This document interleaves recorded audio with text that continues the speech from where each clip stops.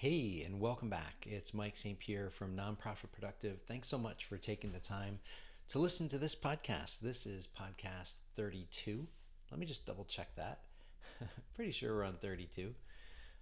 And I'm doing something a little bit different. Yeah, 32, episode 32. We're going to be talking about the fifth pillar of calm productivity. So, a couple housekeeping items. First of all, thanks for tuning in, watching, listening, wherever you find yourself. If you work in the nonprofit sector, I hope you find this podcast helpful.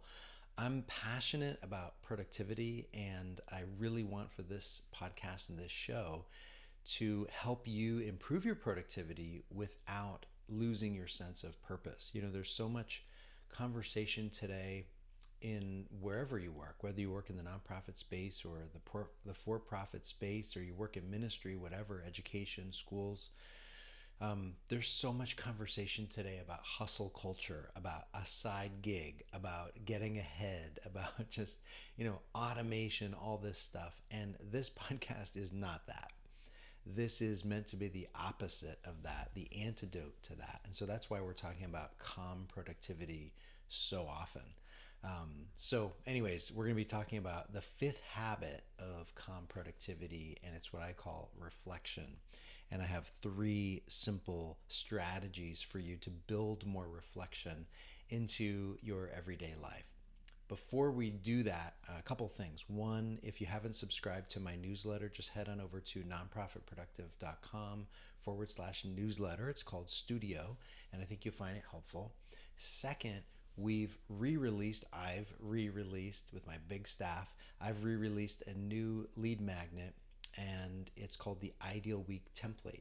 And you can get that over at nonprofitproductive.com if you haven't already. It's a great resource. I think it's like a 5-page PDF that you can use to theme your week and organize your week so that you have a little bit more control, a little bit more design over what your week looks like. So you can be proactive and kind of like go on offense when it comes to looking at your week. So anyways, two great resources. I hope you'll take advantage of them. Let's see what else. If you want the full picture of these 8 pillars of calm productivity, you want to check out, let's see, episode 24 of this podcast. And there's also a blog post, which I will put in the show notes. So, reflection, this habit of reflection. What is it? Why is it so important? And as I always like to do every week, I start with a story. And it's a story of a gentleman that I worked with years ago. We'll call him Fred. And Fred was a hard worker.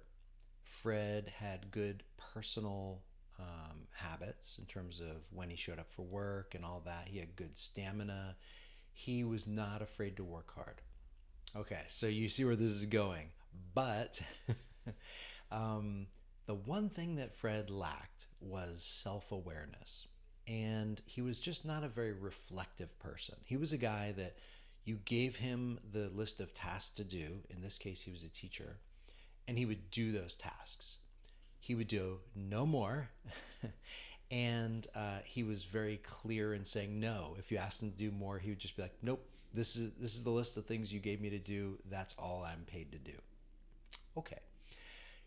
So he lacked that self-awareness of how that came across to his coworkers and his students and their parents. So he came across as like a very rigid person, which he was. He came across as somebody who wasn't willing to do any more. That was true also. And unfortunately, it started to compound and negatively affect him and his role in the school, to the point where eventually he was let go. And in my experience, there are 2 reasons why people are invited to succeed elsewhere. Can we put it that way? One is that they can't grow any further, and so they have no capacity to grow, and so they're not learners, they're not people who are willing to try new things, they just get stuck. And I'm talking like for multiple years. Second, they're just not aware. They don't have that self-awareness of how they come across to people, to those they serve, to their stakeholders, whatever. And it's typically not coming across well. So in my experience, that's why people get fired. They're not aware, and they've stopped growing. And in my mind, this fifth habit of calm productivity, of reflection, helps with both of those. It will help you continue to grow, be a learner, have that growth mindset, as Carol Dweck talks about.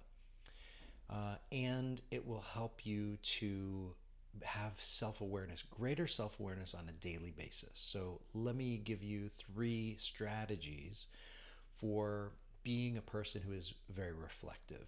And I'm not talking about like you have to be a monk or you have to have, one of those bumper stickers with the peace sign and all the different religions on it and, all that. I'm not talking about that. I'm just talking about somebody who's a thinker, somebody who looks back at their day, somebody who looks forward to their day, somebody who ponders things on a regular basis.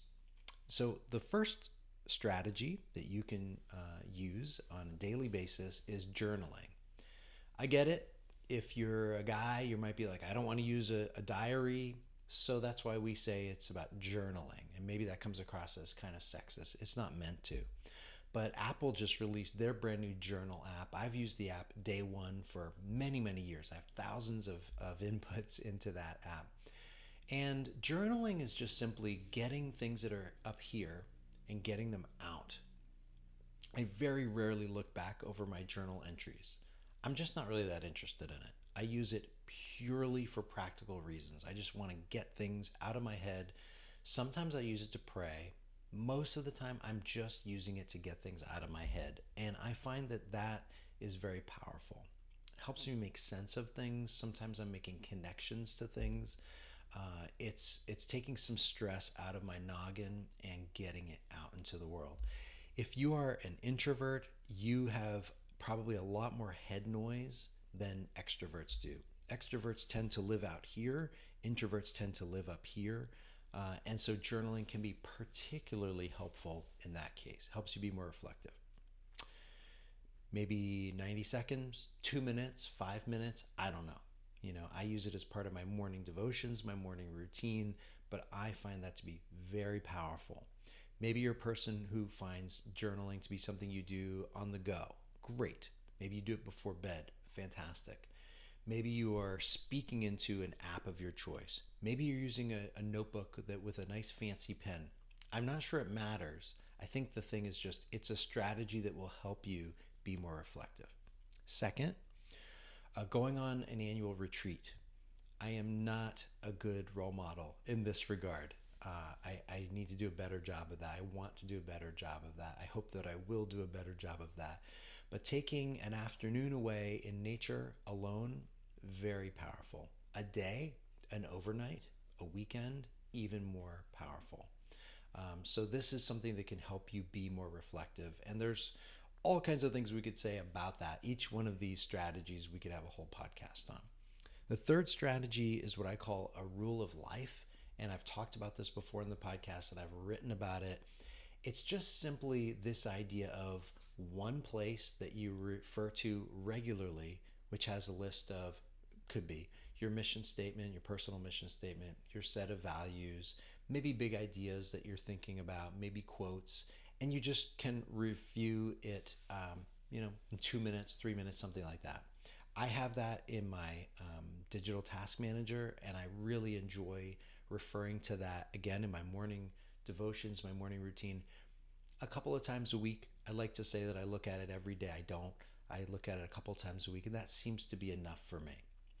So again, we're talking about calm productivity, this fifth habit of being a more reflective person, and the 3 ways that I'm suggesting that can help you get more reflective: daily journaling, taking a retreat every so often, and then this idea of a rule of life, which is an ancient idea. It's at least 800 years old, if not older.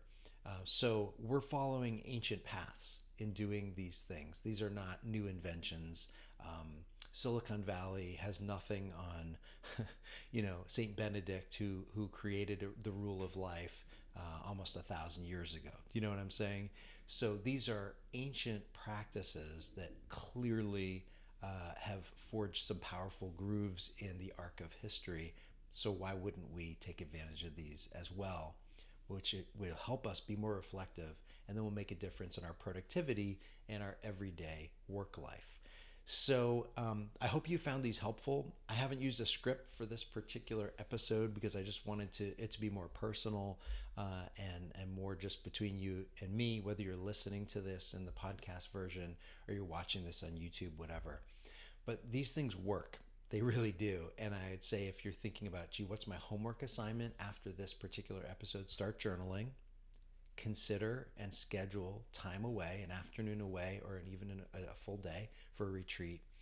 And then start drafting a rule of life. Start drafting that list of my mission statement, my values, the big ideas, the things that I'm really going for right now, personally and professionally.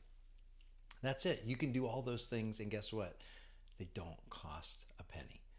So I hope you found this particular episode helpful. I'm really grateful that you've taken the time. I know it's making a difference in your personal productivity for the sake of those you serve.